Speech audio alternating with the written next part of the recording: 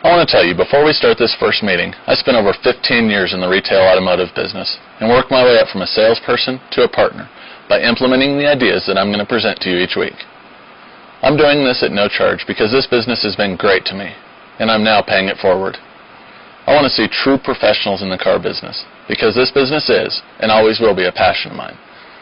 So first, let me ask you, whether you're an owner, manager, or salesperson, are you an amateur or a pro? I would say most people are either pros or at least desire to be, but just don't know how. But still, the world is full of amateurs, just getting by payday to payday. And just because we're in a tough economy, you don't have to settle just getting by. You can still make a great living in this business. So what separates the pros from the amateurs? It's the effort put forth not when making the sale, but preparing for the sale. Ask an unsuccessful salesperson the last 10 books they read, or conferences they went to, and when. Find out what ideas they received and implemented to improve their life. Chances are they don't read, go to seminars, or do anything to improve to move to the next level. If you're one of the people who does those things to get better, congratulations, and use these ideas to add even more tools to be successful. If you don't do these things now, make these free Monday morning meetings your first step towards new ideas to make you better. Now back to our talk about pros versus amateurs. Being a pro gives you the benefit of the 80-20 rule. Out of 100 sales consultants, 20 will be making the majority of the money, often much more than the other 80 combined. Then break it down even further and apply that 80-20 rule again, and the top 4 will be making more than the other 16. So why should you strive to be a pro? There are 2 important factors here. 1, pros make more money. 2, pros have a better life because they have more respect, higher self-esteem, and more prestige. Ask around. Find out from the owners and general managers you work with now, how many of them worked their way up from a sales position to where they are now. I'll bet it's most, if not all of them. The sales managers are the same way. They worked their way to that position. When you're ready to be a pro, you can do the same thing and move to the position you desire. Even if you're happy in the position you're at now, you can still be a pro and have a better life. Being a pro is not associated with a title. Not just hard work, but carefully planned, smart hard work is rewarding. So what's being a pro all about? It's treating sales as a profession, just like a CPA, dentist, or surgeon does. If you're going in for surgery, who do you want working on you? You want the skilled professional who studies and works to be the best. 2, you want to enforce standards on yourself. 3, pay attention to the details. 4, use your language carefully. And 5, you want to consider selling as a performance. Selling is an art, and you need to treat it that way. So our first Monday morning meeting is about follow-up. Most sales consultants will tell their managers and themselves that they follow up with everyone. The problem is, are you really? Do you get a response from every person you talk to on the lot?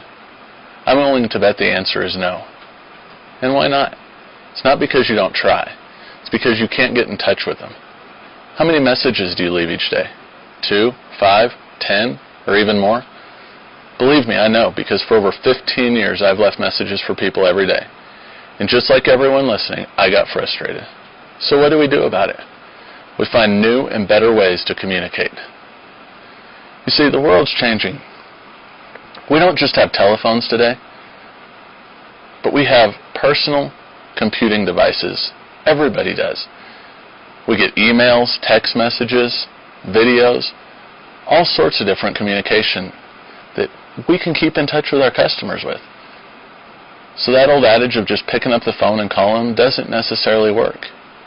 And we've all seen it, because we leave a message and we never get a return phone call, and we do the same thing day in and day out. So what can you do different? Find ways to get in touch with people that they will respond to. If you can't get in touch with them with the phone call, try an email. Send a text message. You know, a lot of people will respond to an email when they won't respond to a phone call. And why? Because they can safely hide behind their computer. They can state the objection that they had in a message to you. If they had a question that they weren't willing to ask you face-to-face because they didn't want confrontation, they might type that question. For example, if they think the price is too high, they might be willing to say that in an email, but they wouldn't say it to your face. They might respond to a text message that they won't answer a telephone call. And it's not because they don't want to buy from you, but a lot of people just don't like using the telephone. They like the newer forms of communication that are available. So how are you going to use that to your advantage? You've got to ask. Yes, you still want to get a phone number, but you want to ask for an email address. You know what, folks? I certainly want to stay in touch with you. I know a lot of times it's easier to answer an email because you're sure, like me, you're busy, and you'll be able to answer it at the end of the day when things have slowed down and you have a chance to check your email. Most of the time they're going to give you an email address. If you just ask and you communicate in the way they want, you're going to get a better response. So instead of being like the salesperson down the road that leaves a message and leaves a message and leaves a message, yes, you still want to use the telephone, but follow up in other ways. Get an answer from everybody. Let them know that you care about earning their business, that you are a true professional. If you do that, you're going to be more successful.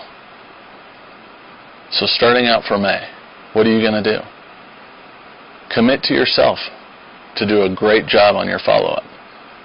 Ask everybody for an email address as well as their phone number. You will stay in touch with more people. You'll get more people to answer you. And if you do that, you'll sell more cars.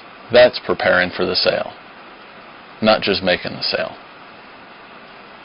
Believe me, you will see an increase in your paycheck by doing better follow-up, by asking people for other ways to communicate with them, because you'll get more answers.